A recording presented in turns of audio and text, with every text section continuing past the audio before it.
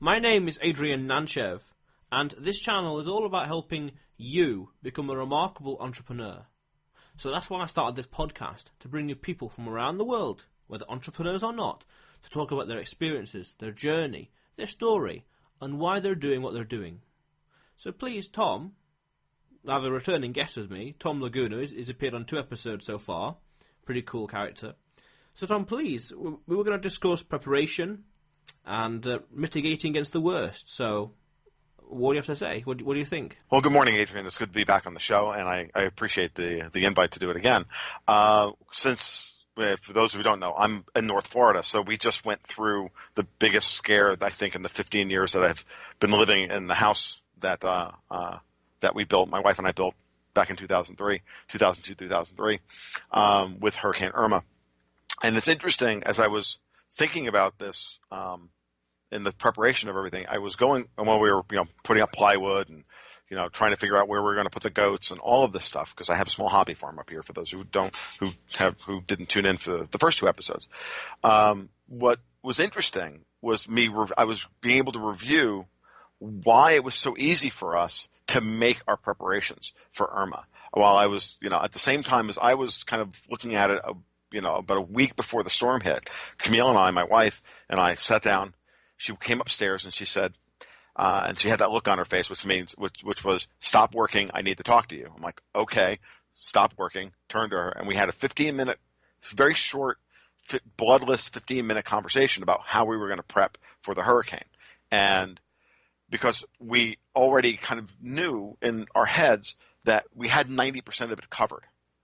And we had 90% of it covered because of the decisions that we made previous to this in terms of how we had structured our lives, and knew that, if this hit, if something really, really bad hit, that we would be able to we'd have a very easy decision point, which was, how big a storm are we willing to ride out? That was the first question. And we knew that immediately, and that was basically somewhere between a strong Cat 2 and a weak Cat 3 hurricane, and because at that point the roof might not survive. But anything else less than that, we were going to ride out, and we just needed to make some plans. And so what we did was we hardened that way. We went out and bought some plywood, bought a few other things, but we had already had 15-gallon drums for drinking water and a pump and a hand pump we already had a generator. We already had all of these things. But more importantly, we already knew that our property wouldn't flood. Even though everybody else's property flooded, because my wife's got a background in surveying.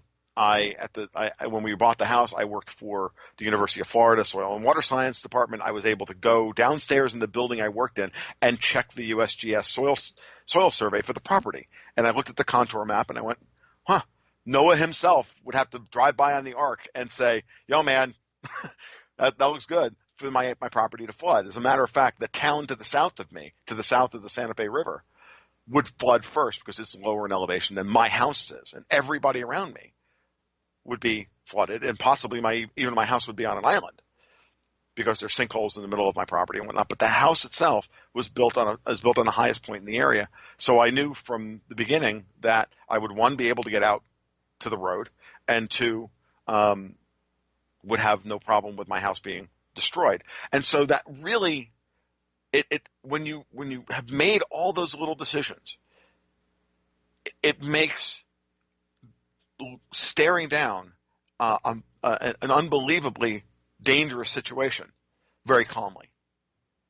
And at no point during the entire process did we get anxious about this.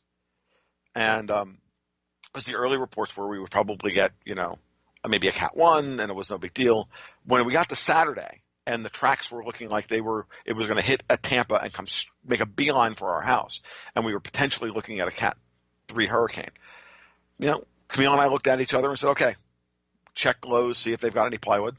Let's go one step further." And that was a little hairy, and Saturday afternoon was a little bit frightening, but not terribly.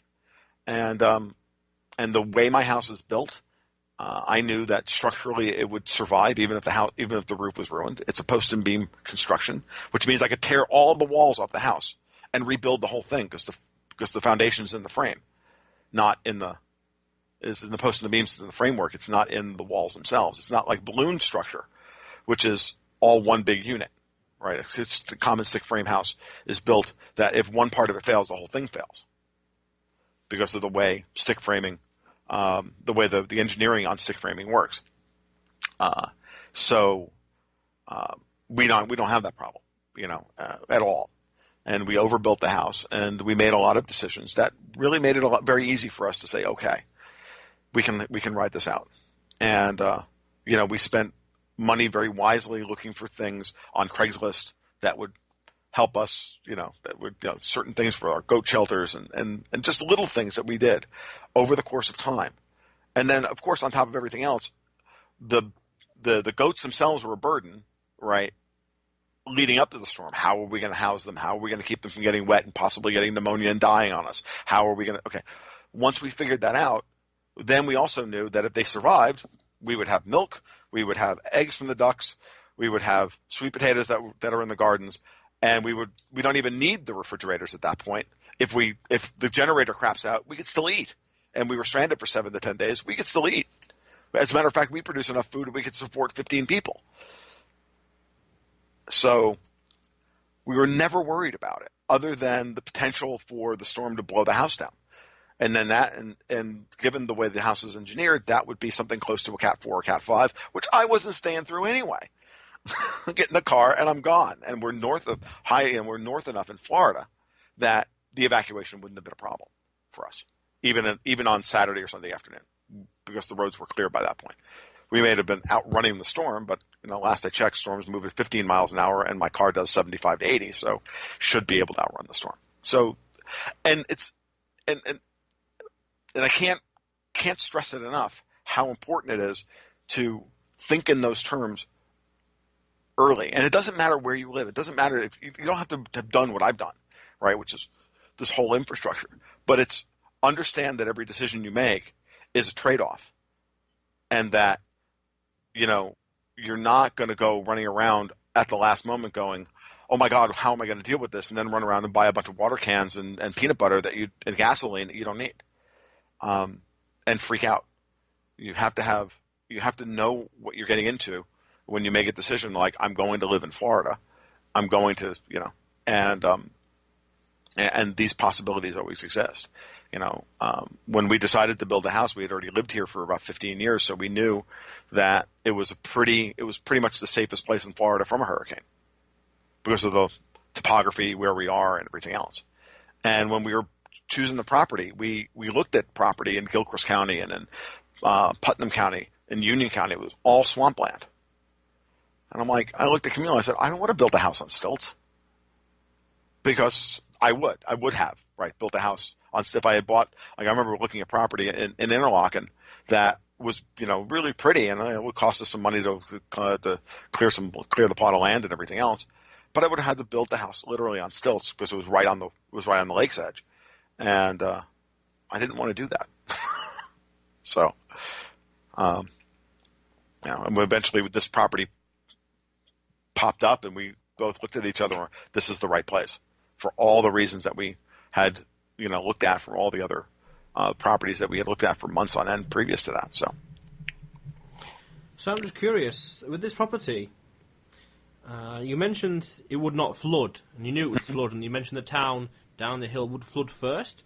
Mm-hmm. Is that just pure coincidence, or was that on purpose? Because you mentioned the contour maps. Oh no, I did. It was on when we looked at the topographic map, right? Like I said, my wife's got a degree in geography, and she also at the time was working as a surveyor's assistant for the county, and has to. We all have a little bit of surveying experience in our background, just as odd jobs and whatnot. And so we understood all this stuff. I looked at the topo map and I went, yeah, no, we're fine. We're actually higher elevation, and it's just this weird thing. It's this little 3-acre field that I live on, and and the 20 acres next to me. But there's this like 10 or 12 acre area that's this big berm of sand just north of the Santa Fe River, and it's a weird spot. Everywhere else around us is low, except for where we are. And so when we looked at when we looked at the property the first time, and we came out, we looked at it, and we saw this with the 3-acre field amount kind of tucked in the back, in the woods, and it's just this beautiful 3-acre field. And we said, okay, cool, this is what we want to do. And then I went to work the next day. That was on Saturday. I went to work on Monday. I was telling my friend about it. And he said, hey, let's go check the soil survey. I'm like, what do you mean? He's like, they're downstairs in the same room that I actually worked, where I had some of my because at the time I was a chemist, so I had a spectrometer in that room, and I was literally sitting right next to all the soil surveys for the state of Florida. Like, we're on a shelf above my lab bench. And we pulled it down. We looked at the property and looked at the topo map and went, this was a winner. And we knew at that point that we would be okay. And there was actual flooding in town, and we were fine. Now we're about 3 miles north of that, but still, it's just the way everything worked out. Now the roads all flooded out, and we could have been up here stranded for a couple of days because the Santa Fe River flooded out 441, and but not a big deal. It's just saying, well, we won't go to Gainesville today or tomorrow, and that'll be fine, and we'll just move on with our lives. It's not a big deal, right? Okay, so UPS won't be able to get back here for a couple of days. All right, this was the biggest inconvenience we ran into. And I know other people in town are still fighting the flooding and everything else. So, and how high is the property?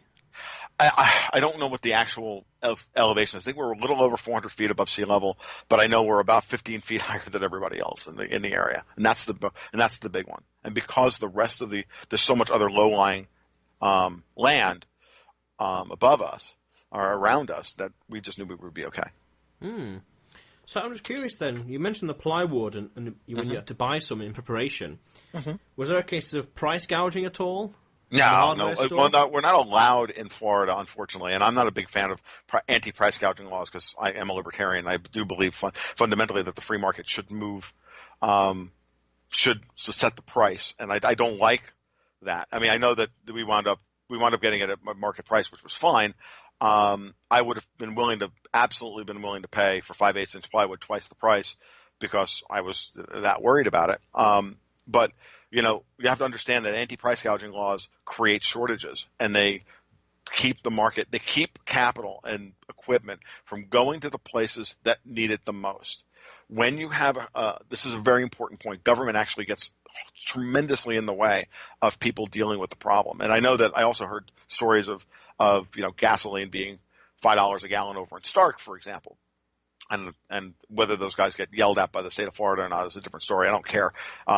I think they're doing the right thing, the same way that Dollar General was charging $20 a brick for toilet paper on Thursday, the Thursday before the storm, and that's fine. It's the people.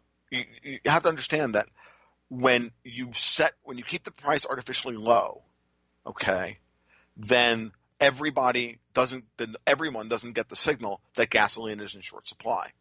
Everybody knows inherently that it's in short supply, so everybody rushes to the gas station to fill their cars, even though they may not need it, or their tanks and this and that and everything else, it may not need it. Now, we oversupplied in gasoline as well, but we did it a week before the storm started.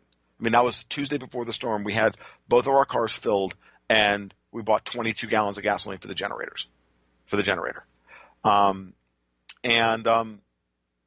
We said that should be enough, even when it looked like it was going to be a worse storm. And that still was too much gas.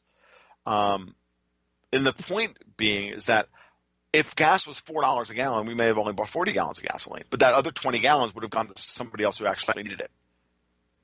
And the people who were going to leave or who didn't need the gas, they oversupplied. And they rushed out, and then and you're not able to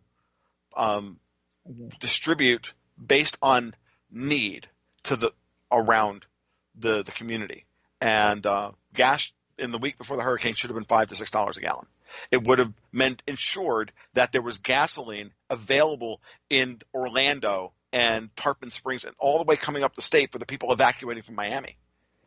Those people couldn't get gas, and they would have paid any price for it to get out of the path of the storm. And we're all hoarding it up here in North Florida. We have a low probability of getting hit with getting very hard. Whereas there are people stranded on the side of the road in South Florida having to ride out a Cat 3 storm in their cars. So, who is the anti-price gouging law serving at that point? Right? I just don't have any patience for it. And then even worse, the reconstruction process is hampered because then shingles and asphalt shingles and 2x4s and OSB and Orient strand board and building supplies are also not allowed to have their prices raised, which tells producers to not put on a second shift and up supply it because their production is based on demand.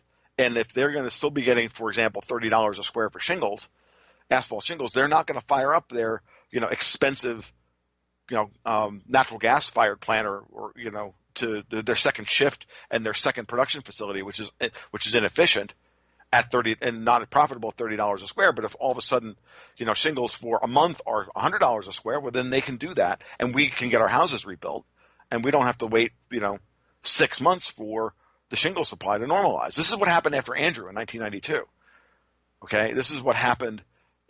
I think there was a hurricane in 2001. I can't remember now, but I know that the asphalt shingle market was still tight.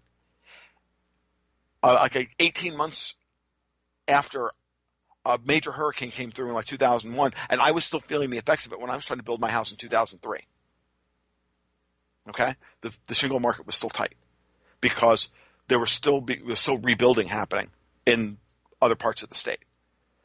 So, I have no patience for that at all. It's a hard thing. It's an emotional argument. I know people are, their first argument is, well, you're profiting at people's misery. On the other side of it, you're also extending people's misery by not allowing them to deploy capital as they see fit. And so, who are you to say that they're not allowed to pay $100 a square for shingles or $15 for 2x4? If they're willing to pay it, it's what it is. So, and I find that with a higher price, it's an incentive for the producer, yes, manufacturer, to produce. Yes, because there's a higher margin on it. Yes, there's a higher margin on it, and that will clear the market faster than the other way. So one sounds like it's compassionate, not profiting off of people's misery. That sounds compassionate, and it does sound compassionate, but it's not, because in the end, people actually suffer longer. And I know that after Andrew, it was really bad for years, and the cleanup after Andrew took forever. And that's also part of your prepping strategy. So knowing that, these laws are in effect, do you build your house with asphalt shingles or not? Do you keep a couple of extra squares when you built your house? Do you buy a couple of extra squares of asphalt shingles and stick them in your garage, so that when the hurricane comes through and rips the corner off your house, off your roof, you can call a contractor or yourself, just get on the freaking roof and repair the damage, because you've got a couple hundred square feet of shingles, and they're only $30 and they don't take up a lot of room. And actually we do. And there's been many times we haven't had to replace any shingles, but we've been able to, but actually we did. We had we wound up having to replace a small portion of the roof because, we are amateurs and we made one mistake in our roof, and, it had to be repaired a couple of years ago. And I hired a guy and I said, oh yeah, and we've got a couple of packs of shingles left over from the construction. You can use those. And he did. And it saved me another $100. He didn't have to go out and buy shingles, try and match what I had bought 10 years ago, that kind of thing. And so. You mentioned people running away from South Florida. And I remember when this Hurricane Irma was in the news at first, and it had 3 potential tracks. Yep. It was going to go over the Caribbean, like most of the islands in the north, and it was either going to go straight over Cuba onto the west coast of Florida, or it was going to scratch Cuba and go straight through Florida, which I thought would be the one that was going to happen, or it was going to go on the east, just scratch the coast and go for the Atlantic. And I was quite surprised. Generally speaking, it went to west, and it scratched. It went between Cuba and Florida. And it seemed at this time, just a side note, it seemed like the whole Caribbean was coming to complete collapse.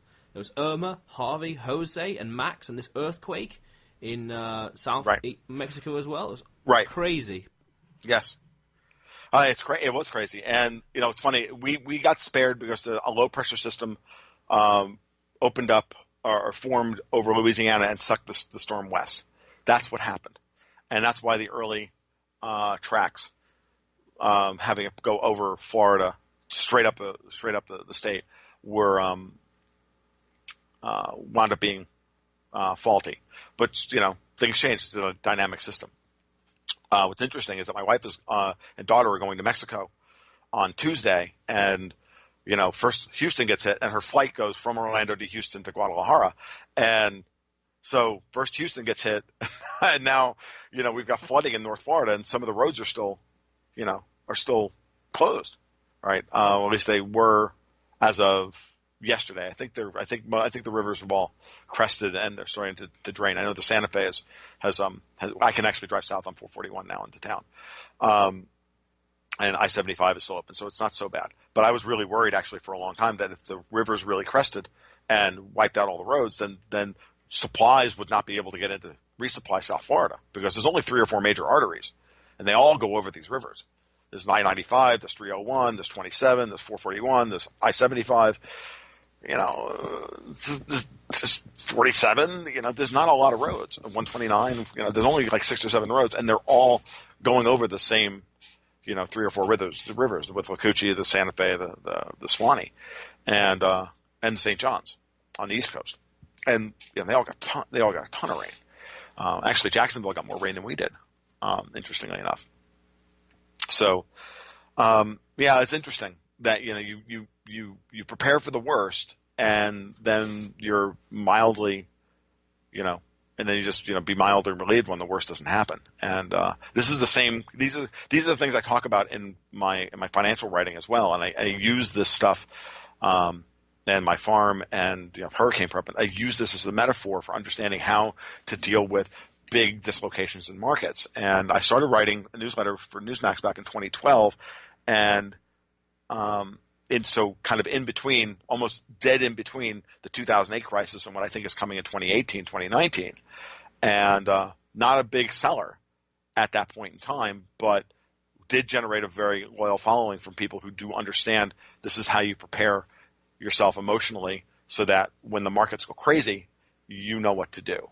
And in the Gold, Goats, and Guns newsletter, which I just published the first issue of a couple of weeks ago, and we're about ready to sit down actually and write the October issue in the next few days.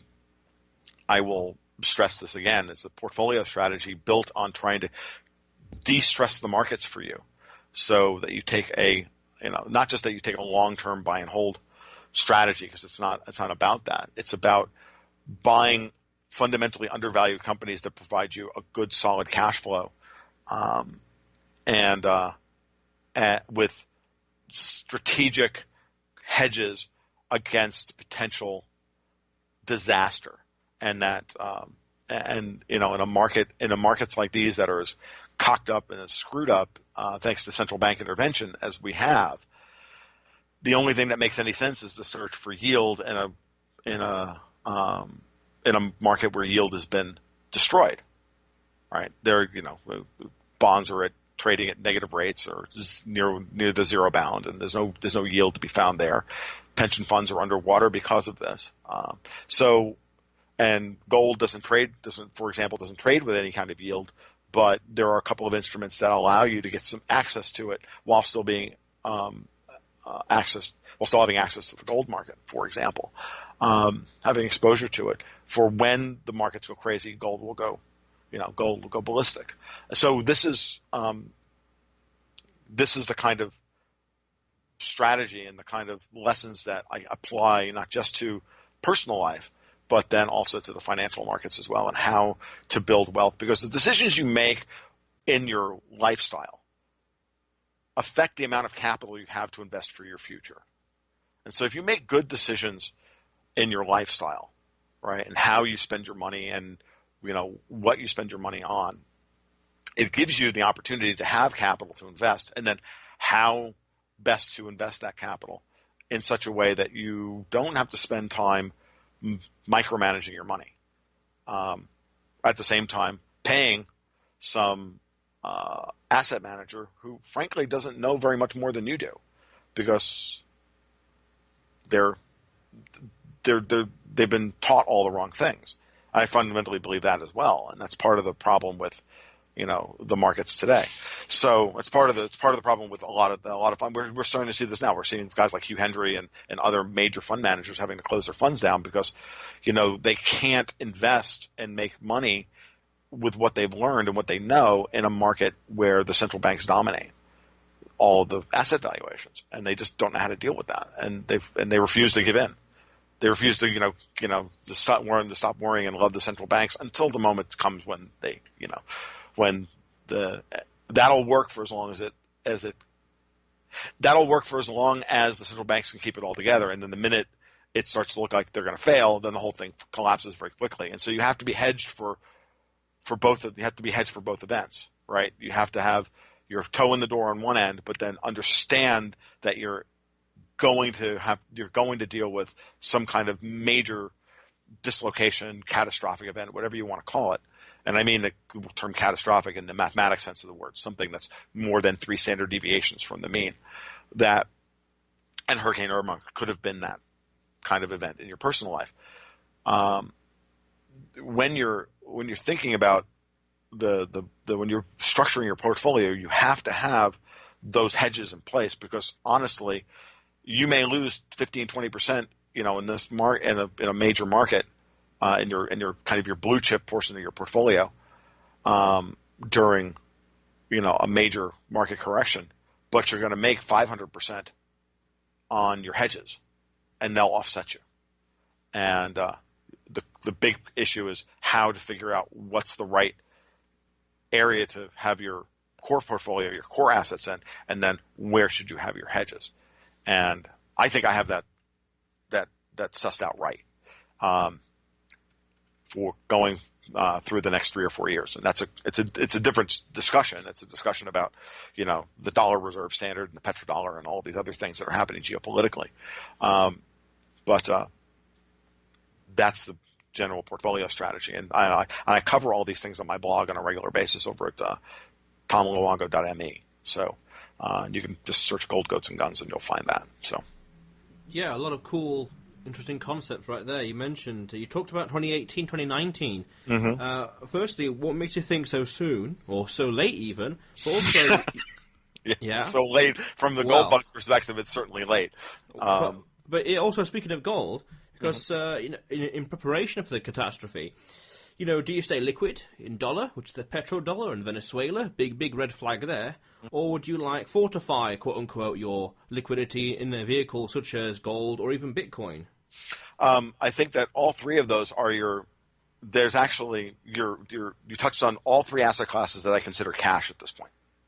The dollar is cash, or your local currency is cash, but gold is also cash. They're the savings, and Bitcoin is also. I would also put in your savings, your pool of real savings, or your cash portion of your portfolio. I don't consider those investments. I consider those savings. Investments are where you take on tremendous amount of counterparty risk. On all three of those assets, there isn't really counterparty risk other than the dollar, and you can't get away from the dollar having counterparty risk because it's associated with it. But gold and Bitcoin don't. Right? They don't have any counterparty risk. Gold is gold. Bitcoin is Bitcoin. And only if you're valuing your stuff in dollars do they have any kind of counterparty risk. And it's still not really counterparty risk. It's just valuation risk. And those two things are separate. So I think that those are foundational hedging assets at this point. And why I advocate for a high-yield core portfolio strategy is that cash makes you brave. Cash gives you peace of mind. If you've got cash on the sidelines and you've got a portfolio generating, 6 to 8% in a real cash yield, regardless of what the stock prices do in 2017, you buy a stock, for example, that has you have a stock like Royal Dutch Shell, which pays something like nearly 7%, depending on valuation, anywhere between 6 and 8%. Pays 7% a year, right? You can reinvest that 7% quarterly with them directly, right, through their DRIP program, or you can take the cash and hold on to it and build up a cash reserve. You don't care if the stock price goes up or down because Royal Dutch Shell is going to pay that 7% yield. The only, I firmly believe that. It's one of my favorite stocks. I give that one out for free.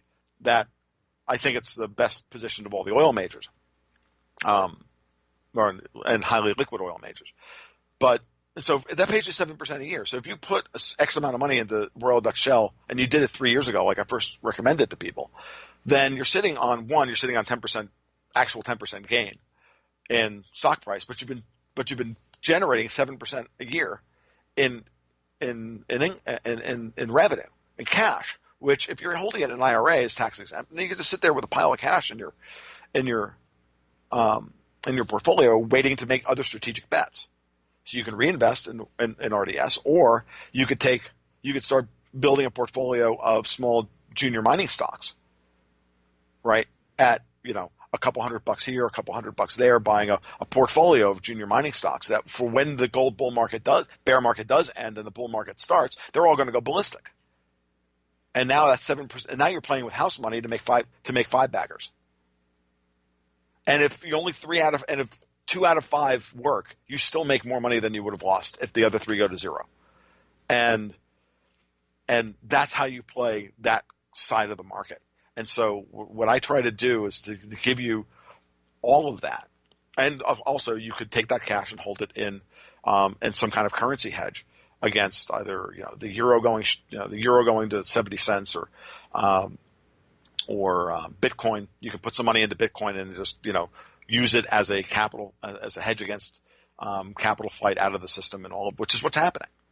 So these are all things that are tied. They're all tied together in a grand strategy, and I recommend a lot of these things to people. And the point being is that we don't have time in our lives to, even as an asset manager, or I'm not an asset manager, but as a newsletter writer, I only have the ability to look at and follow 6 to 10 stocks.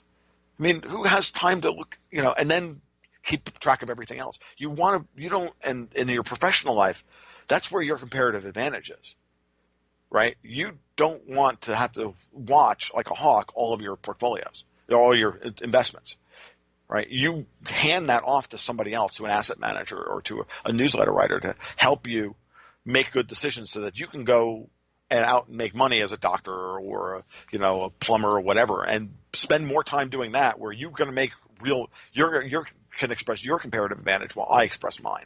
And that's what the division of labor is for. That's why, people like myself exist, and or at least trying to, build that reputation as one of those people.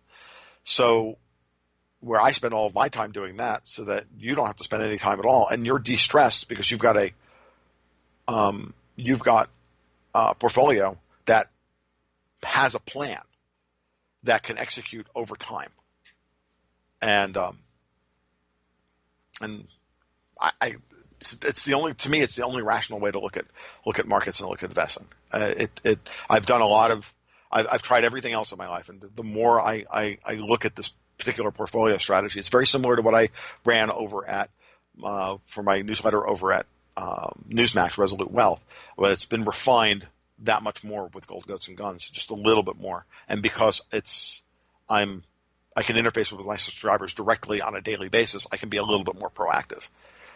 I can actually be a lot more proactive because I can talk to them on a daily basis. We have a private Slack channel that I chat with my subscribers all the time, and I can write articles write articles for them, and answer specific questions in time flat. So this is purely value investing. It's not. It's actually a growth and value. It's actually a growth plus value, right? But it's strategic. It's tactical in how you deal. It's both strategic and tactical in how you deal with your growth, right? Value investing says, fundamentally, the first thing you say is you want to be a contrarian. Where everybody else is invested, you don't want to be, right? So nobody wants to be in the commodity sector right now. So this is a good place to start. This is a good place to be. I just read an investment note from Sprott Asset Management about the sector, about the commodity sector, certainly the oil sector. And I've been an oil bear for a while now. I'm beginning to come around to the idea that oil may not be as bearish scenarios I previously thought. Regardless, I still like oil investing because the oil companies are so cheap right now that there's tremendous yield, and they're producing free cash flow at tremendous yield, and it's just investor sentiment that's negative. Great, thank you. No one else is buying oil. I'm buying oil, right? You want to be in the markets where this is just Warren Buffett. You want to be in the markets where there's blood in the streets.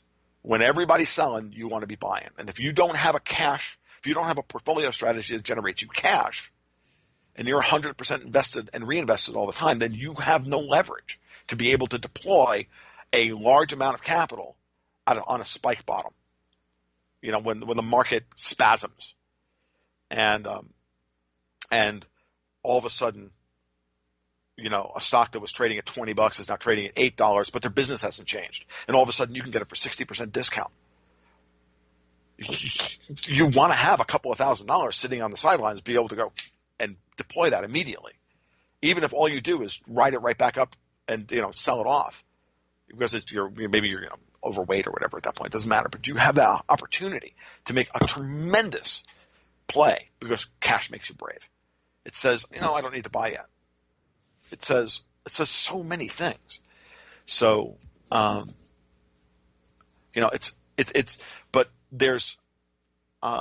the growth aspect of it is in the junior mining stocks.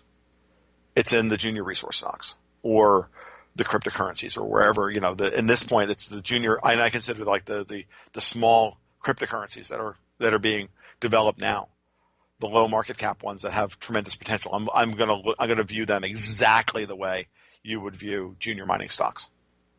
You're going to take $100 flyers on 5 of them. If one of them hits, it's going to hit for a 500x gain. The other ones could go to zero. You don't care because you made $5,000 on the one and you lost $300 on the others, or $400 on the others, and you don't care. So because you still made $4,500, and now all of a sudden 500 is 45. Right. So when you say that cash makes you brave, mm-hmm. Why would you brave into something like cryptocurrencies, where a lot of people don't understand the underlying value? What's the fundamentals to it? Why? What makes it an asset as opposed to a scam or a Ponzi scheme or anything like that? That is probably its own half-hour discussion, Adrian.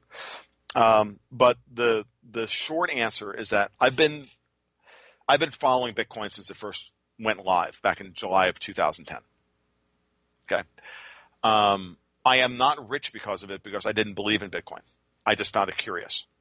And I actually got my early coins that I owned, I actually got them stolen by a keylogger on Mt. Gox about a year before Mt. Gox got imploded. I have come back to Bitcoin and the cryptocurrencies now that they are a real business, because it's very obvious to me at this point that the market is doing exactly what I thought Bitcoin had the potential to do when it was originally developed, which was to provide a real alternative for people to the debt-based monetary system. And I use the term debt-based specifically because a lot of people like to use fiat, and then they can lump Bitcoin, which is only digital, with a digital asset. With dollars, which are also primarily a digital asset, and then they go, look, see, they're equivalent, but they're not equivalent. There's no debt associated with Bitcoin. There's a debt associated with every dollar or every euro or every pound or whatever. There's a debt that exists relative to that government currency. And the question of confidence, currencies only trade up or down in value based on the confidence of the users of the currency. The thing backing the debt-based monetary system is confidence in the confidence in the governments that issue the currency, that they will pay their debts and they will pay their obligations. If that trust is broken, that's when gold, and that's when gold rises. That's when Bitcoin rises. Now, gold has been walled off in the financial markets. There's a lot of rules that keep people from being able to invest in gold. There's an entire scam on the futures market, which I could go into for hours on end. And I used to believe was eventually going to crash, which is never going to crash because it's just the way the system works. None of that matters. All the stuff about the COMEX and 100x leverage and all this crap, none of that matters.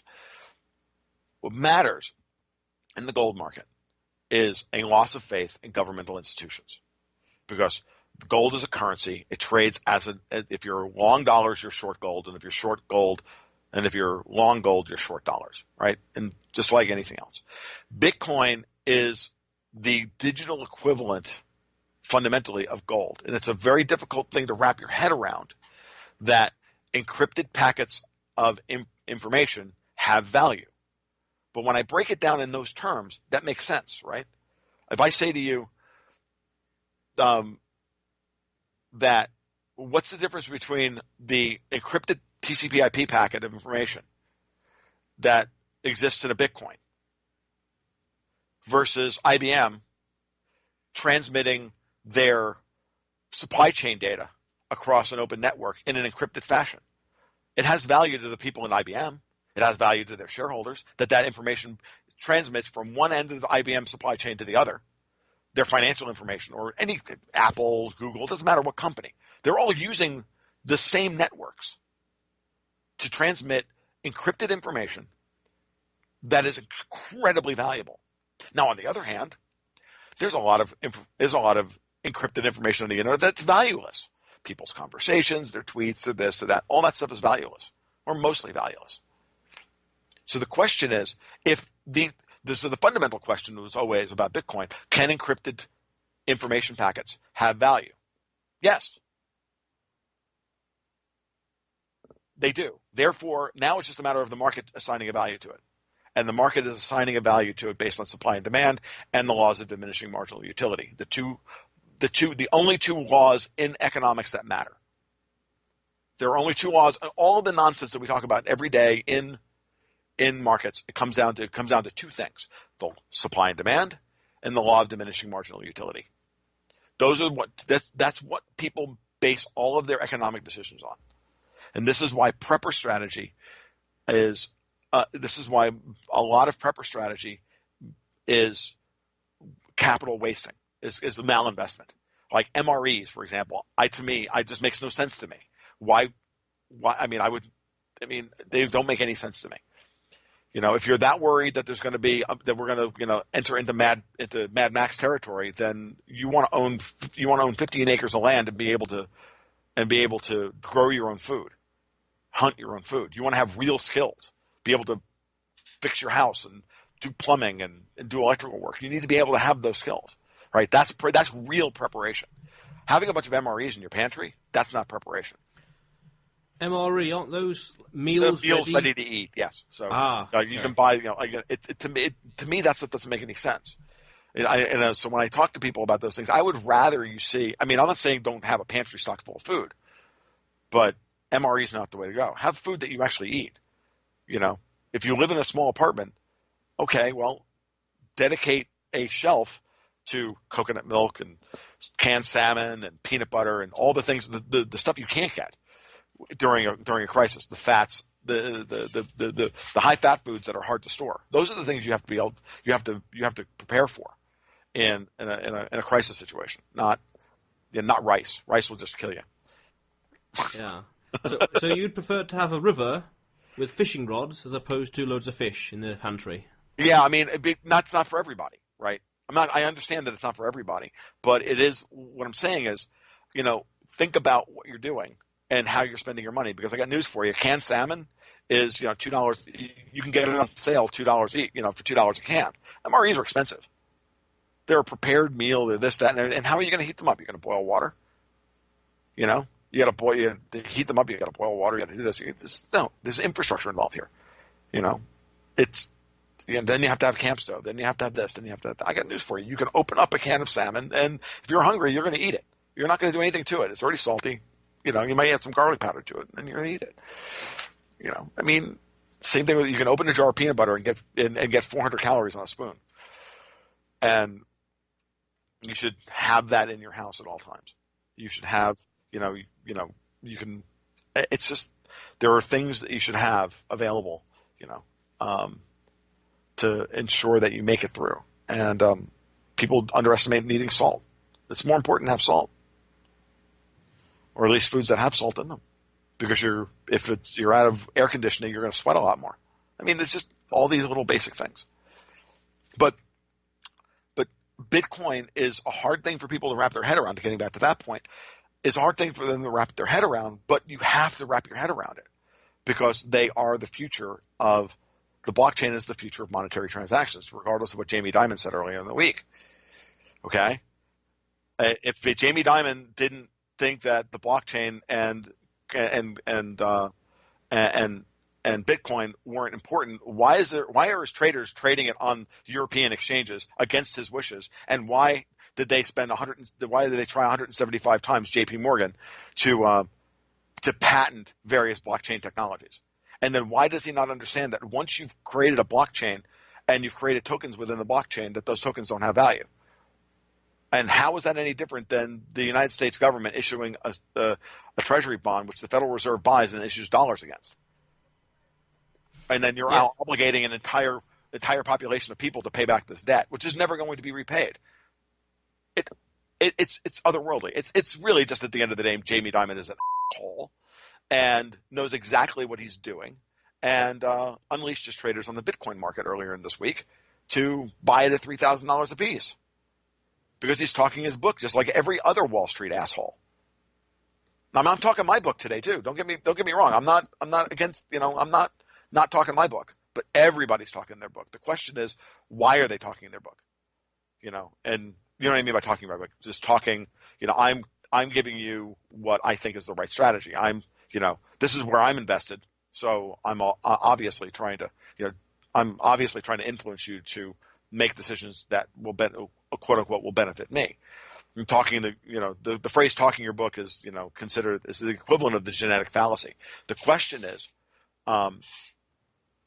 whether or not who's right and who's wrong. And I happen to fundamentally disagree with Jamie Dimon. Think he's wrong, but he's also got a tremendous amount of power, and so you have to factor that into all of your analysis. Yeah, I find that whenever J.P. Morgan Chase or Bank of America or Goldman Sachs, when they broadcast something, newsletter or otherwise, do the opposite of it. Exactly. No, you are so far ahead of like 95% of investors. Don't listen to Goldman Sachs. Do the opposite of Goldman Sachs, because when Goldman's telling you to buy something, you should be selling it.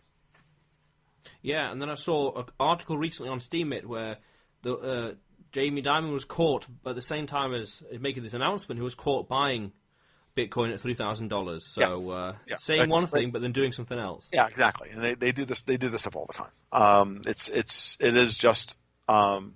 It is to laugh. And the management of the headlines and the management of all this, and this is the thing that scares them the most. And this is again another topic for another day. Well, what truly scares them is losing control of the information narrative, and that's where Google is so dangerous. That's where Google and Apple's control over the platform is so dangerous, and scares me that I saw yesterday. I published a blog post yesterday morning, which got picked up by a Spanish site, Rafflepal, this morning, about how they're developed the W3C committee and Apple, Google, and Microsoft are developing a payment API to use within all the browsers. Now, to me, that scares the crap out of me. I don't trust those people. I don't want my Bitcoins or my Litecoins or my Ethereum held in the browser, as a cookie in my browser, so that the IRS can immediately come in and scoop it all up, because we all know they have backdoors and all this stuff. Are you kidding me?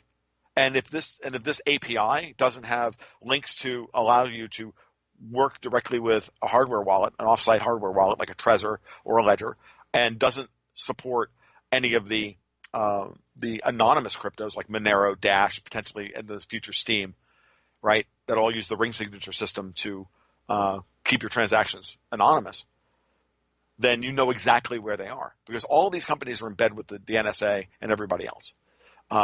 And the IRS, and so now they can just kind of scrape your friggin' scrape your browser and hit you for taxes. I mean, the IRS already seizes your bank account without any recourse. The bank always listens to an IRS request to seize capital, and then you have to get it back from them. Well, how are they going to? How you think You think Apple's going to protect you in this situation? Are you kidding me? Google? Are you kidding me? Scares the crap out of me. I also heard that the NSA, they record every inbound and outbound conversation into the States. Yep. Everyone. So, yeah, I mean, Echelon, I hope you guys are enjoying. I've been joking with a friend of mine for years. There's something called the Echelon Project that's out there. I've been joking with a friend of mine for years. Every time we get on Skype or a cell phone call and we get particularly radical, not the way I mean, if y'all think this is radical, you should hear me, I'm not trying to sell you something. That we would just get particularly crazy and particularly radical, and we would just stop and look at each other and go, oh, by the way, I hope you Echelon guys are really enjoying the conversation tonight because we're really trying to put on a show for you. And then we go back to doing what we're doing. We just assume that we're being listened to in the United States. You just have to believe that they're listening in on you. And certainly a guy like me, who's been very vocal about this stuff for a long time, kind of under the radar, but I've been, very much under the radar, but I've been a vocal opponent of all of this stuff for close to 15 years now. I'm just curious about one thing. You mentioned that Bitcoin, you have to get your head around it. Peter Schiff, he was on the Joe Rogan Experience recently, and he said, as an attack against Bitcoin, that whenever people have to understand something, get their head around it, then that is a red flag as a poor investment tool or a bad decision to make. Oh, Peter Schiff is stuck in 2007. I've met Peter Schiff. I met him at the New Orleans Investor Conference 4 years ago. And both a friend of mine and I had just made friends with a person who's now one of my best friends in the world. We had just met, and we said, well, let's go listen to Peter Schiff. And we sat there listening to him going, these are the same talking points he had in 2006, 2007. He hasn't learned a damn thing. We walked away and we had a better conversation with each other because we were better informed on all of these issues than he was. Peter Schiff is also talking his book. He has invested his entire career in gold. Okay. And he, like so many of the guys commenting on Zero Hedge and other places and Seeking Alpha, I get this pushback from people on Seeking Alpha all the time. And I just published an article the other day, and somebody came up, and the first 3 comments were, really derogatory. And I said, interesting. So you called me a joke, and when you had the opportunity to buy something for $1, that's now worth $3,000, and you've missed the biggest investment opportunity of the century, and I'm the joke for telling you about it because you think it's going to be tulips one day. I'm like, it's not tulips. If it was tulips, when it got to $2, it would have crashed. $100. You guys are saying the same thing. This is just sour grapes now. You just refuse to understand that the Bitcoin's growth as an asset in terms of price, as an asset class, is a function of all of the things that the gold bulls have been bitching about for years. The use of excessive leverage on the COMEX, the manipulation of basically price manipulation and creating an infinite supply of paper gold to suppress the price. All of this stuff is absolutely true. And guess what? People got tired of it. And they created Bitcoin. They created a different asset class to stuff their money into. And it's now competing with gold for the exact same pile of money.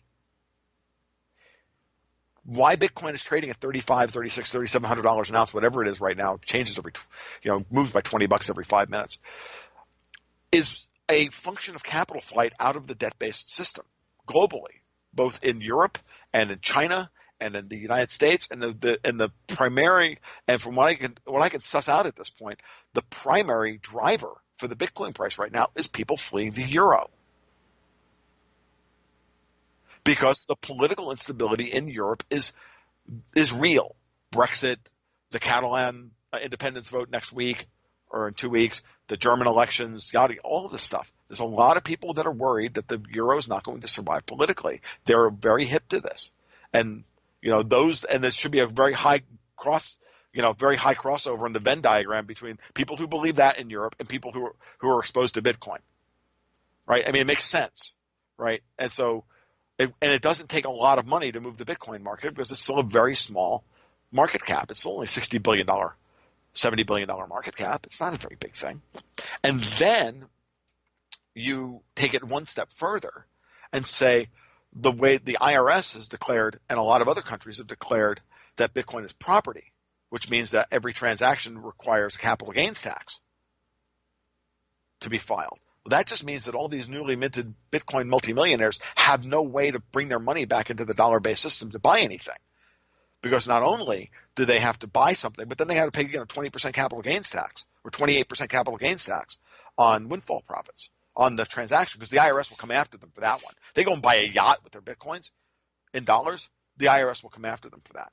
And so and what it's done is it's retarded the process of it becoming accepted as a transactional currency at places like Amazon and others, because now they have to keep track of, when they go to sell their Bitcoins, they absolutely have to keep track of all of that, or they're going to be in violation of the IRS rules and they don't want to have to deal with capital gains and have to get another level of financial compliance and everything else that they have to deal with, and all the know your customer laws that get into it. And all of that stuff is all driving Bitcoin is driving money into the market, but it's not letting the money back out. And so that's why we have this massive proliferation of ICOs. All this money has to go somewhere. And so these guys are now, all these guys are now looking for new ways to fund new companies, and they're doing it by issuing new coins, which is no different than issuing stock and starting, issuing private stock and doing the same thing. It's what these ICOs are. And that finally came to me about a month ago that's what was happening in the marketplace. And again, I have an article up on that on my blog about this about 3 or 4 weeks ago.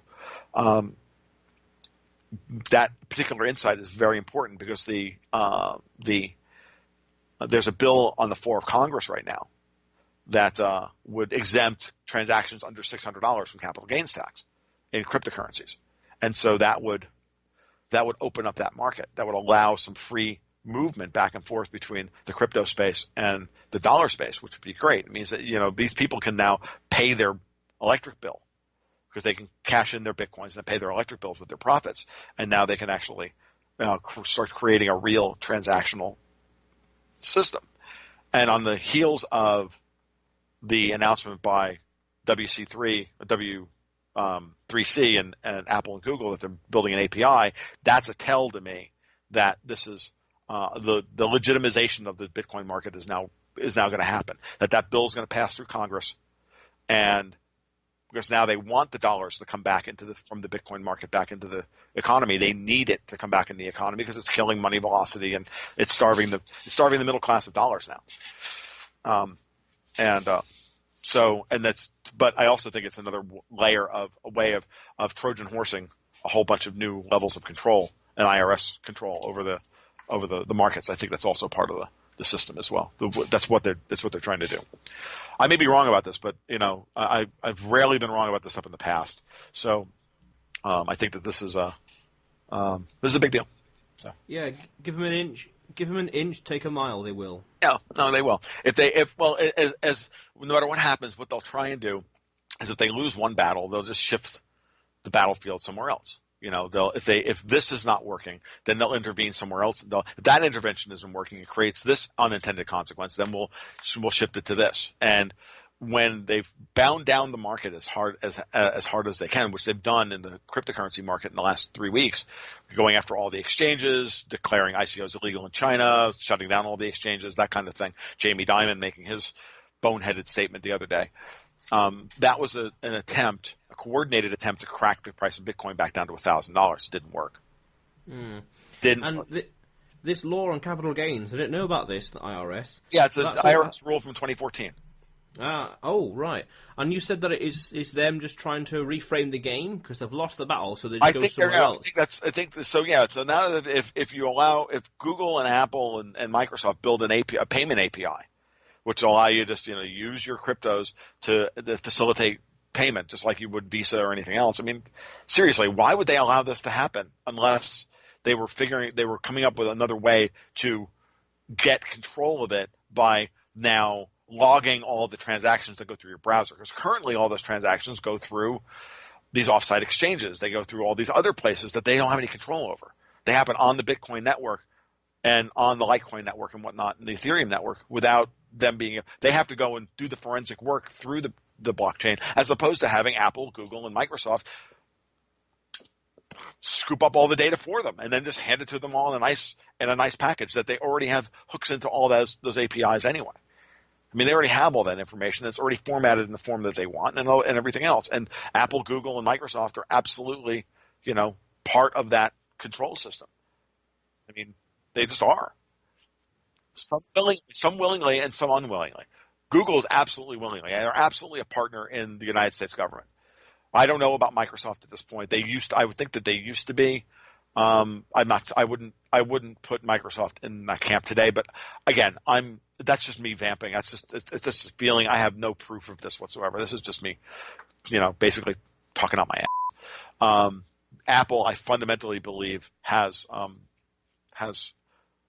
deep ties with the U.S. government because the way they have to, in order to become allowed to be, in order for them to have been allowed to become as big as they are, without any Sherman antitrust or Clayton antitrust or Clayton anti-competitive stuff being brought at them, and Apple's continuing to hold hundreds of billions of dollars overseas, or 16 billion dollars overseas, whatever they have, not taxed, that all of their offshore profits. They haven't been attacked on this front. That's a huge tell that they're being allowed to become this big and to monopolize the market or duopolize the market, and that Microsoft's bumbling attempts to find new market share are both a reflection of their own internal problems as a company, and the fact that they actually may not be as far on board with this as the other two are. That would be my very cynical read on the whole thing. Yeah, a lot of fascinating topics right there. Yeah, so antitrust laws, so they're in cahoots. Going back earlier, as we begin to wrap up this podcast, that is, you mentioned you evaluate junior minor stocks the same way, with close scrutiny, as you evaluate crypto stocks or cryptocurrencies. So, Mike, I'm just very curious then, how do you go about evaluating a stock? Okay, as far as like a junior mining stock is concerned, they're actually pretty easy, because there's four things you really have to look at. You got to look at management. You got to look at grade. Do they have any grade? High grade and good geology means that the project has a potential to be a success in a market where 60% of them go broke, or 90% of the properties never become mines. Second thing is people. Who's in charge, right? Who's the geologist? Who's the CEO? Who are the main investors?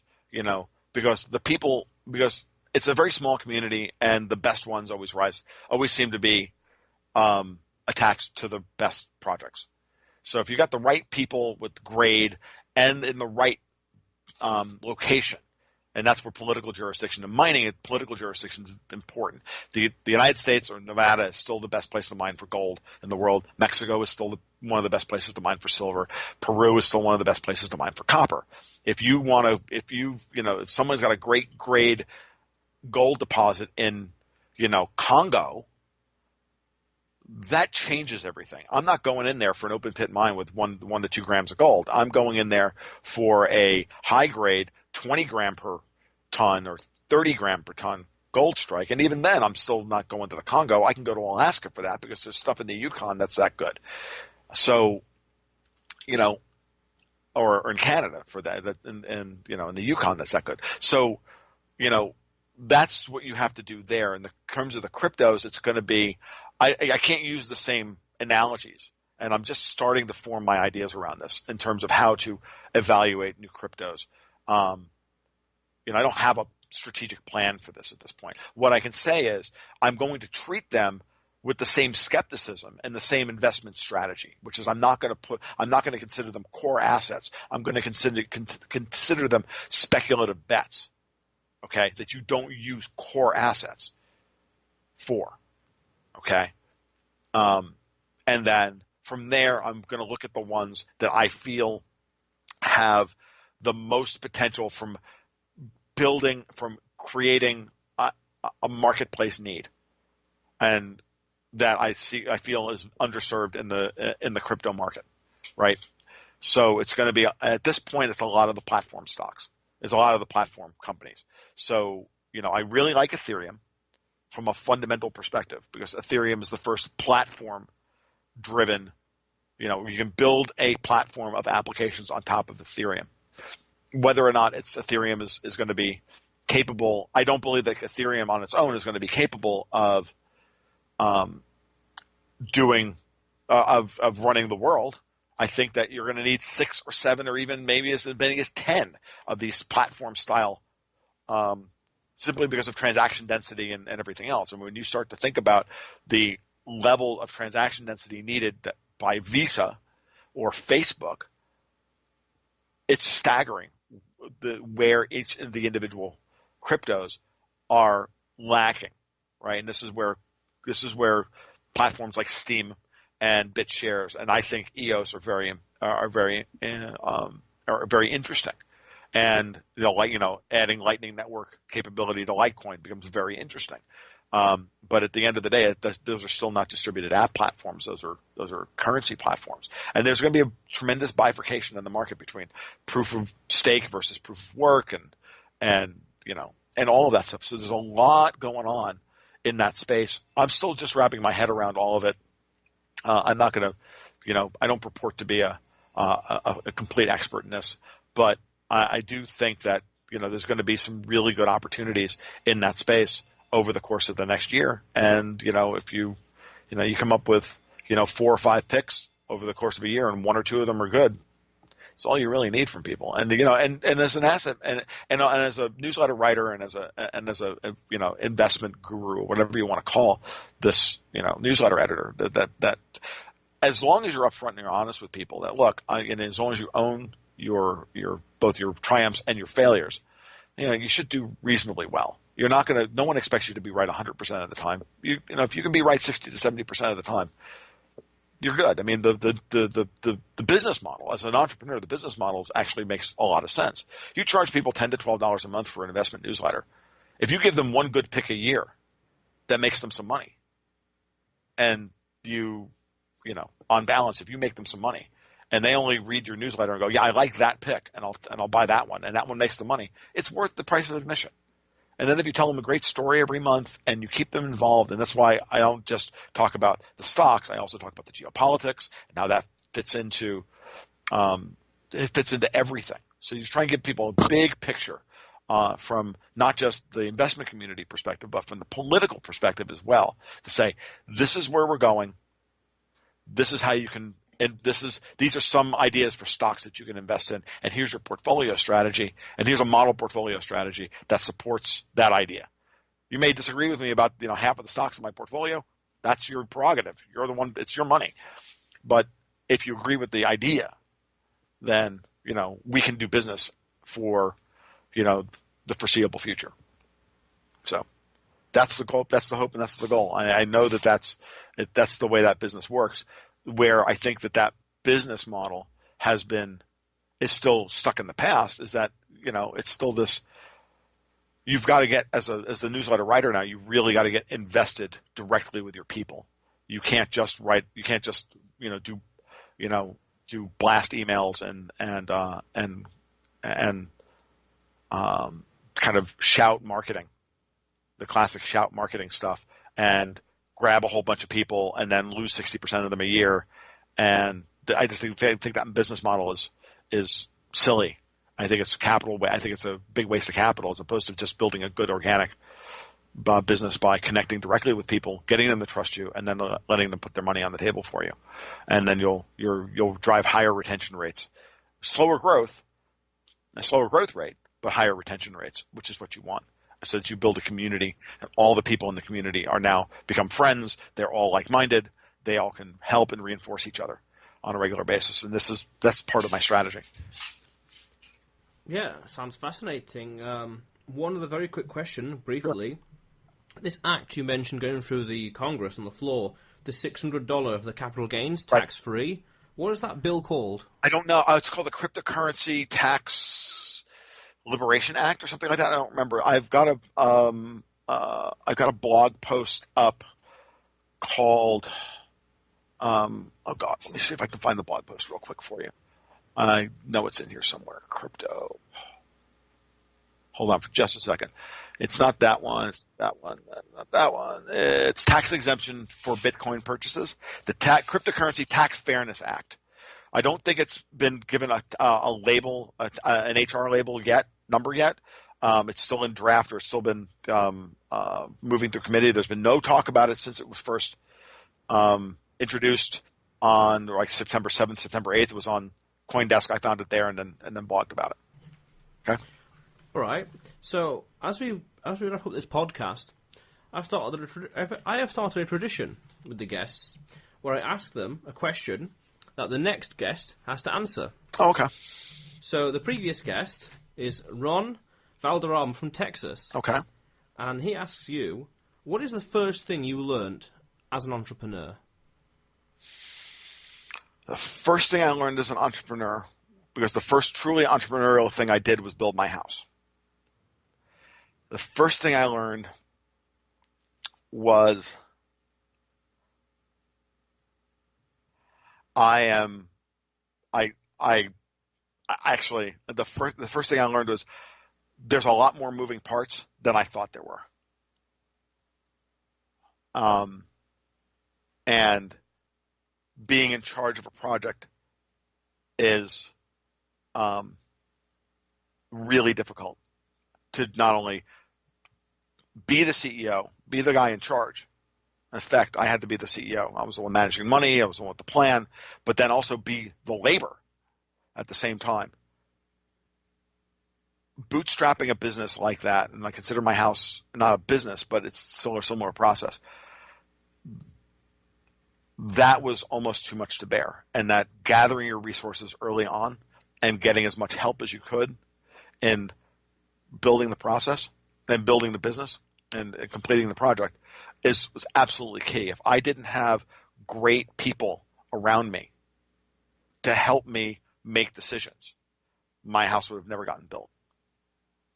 And I realized early on that I had those resources, and I utilized them extensively. Fascinating. Very fascinating, that is. Absolutely imperative. We would have never gotten the house built if I was not able to get 18 people together one afternoon to lift the center beam in my house. A 6 by 10 by 24 beam, which I didn't have a crane for. I had 18 people there. We just lifted it and put it in place. That is fascinating. Not underestimating the task at hand. Oh, unbelievable! And it was funny. I was just helping a friend of mine yesterday with crowdfunding, with her story for a crowdfunding effort to help her store get out from underneath a bad debt. And as I was reading her story, some of which I didn't know, and helping, and then just rewriting it in such a way that it would be more effective for her, I realized that she made the decisions and the mistakes that she made in starting her business were all based upon her inexperience, her love of the project, her inexperience with the project, her experience with being an entrepreneur, and not having good advice, trying to do it all herself and not getting good advice. When I look at her story, the first thing I would have done, and when I started that business, is I would have spent $400 on an accountant. Because if she had had an accountant to work with her during the process, as her business grew, which it did, it grew tremendously, and she grew too fast. If she had had an accountant to use as a sounding board, he would have helped her not make the decision she made, and she wouldn't be in the position she's in today. And I know that going forward, I know that for me, that's going to be the same issue. Thankfully, this is a business model that doesn't require tremendous capital outlay. So, and I have the time at this point, because of my savings, that I can explore different avenues, and then find out what works and what doesn't work. And then once we're at a level of revenue that is sustainable and growing, that's when you then bring in the accountant to really help you make good decisions going forward, and to decide, is this a good return on investment? Is this not? Yada, yada, yada. It's very important. And accountants are screaming for that they want that work. They don't want to just be tax preparers. In the United States, they're all tax preparers. And every accountant I've ever talked to is like, it hates the tax system. Would love to just go to a fair tax simply so that they can go back and do the work that they were trained to do, as opposed to fill out tax forms for people. And it's crazy. The tax system has destroyed has destroyed that industry, because those guys are trained to do risk management, assessment, and all of that stuff, and they're not able to do it. So that is some very interesting concepts right there. Okay, Tom, it was great having you on the show once again. So what question am I going to ask your next guest? Well, you tell me. What do you want to know from the next guest? I want to know what their biggest mistake as an entrepreneur was. Okay. Okay. I'll add that, and we'll see what happens. I'm Okay. very curious. So, Tom, thanks a lot for coming on the show. Thank you, Adrian. I appreciate it. It was great to talk to you about some amazingly fascinating subjects. Really cool. And but what's the best way for the audience to get in touch? The best way for the audience to get in touch with me is they can go to my blog at tomluongo.me. That's TOMLUONGO.me. You can also find me on Steemit as Gold Goats and Guns. You can find me on Twitter at TFL1728. And if you hit the blog, you'll find links to all of my other work. And we go from there. Okay, cool. Those links will be in the show notes below. Right. Well, thank you very Cool. much, Adrian. I appreciate it. Thanks a lot for coming on the show. Okay. Have a great day. And remember, ladies and gentlemen at home, if you haven't already, click on the subscribe button below and press the bell notification right next to it for the latest videos, because this channel is all about helping you become a remarkable entrepreneur. So go out there today into this world and do something remarkable, because that is what it's all about.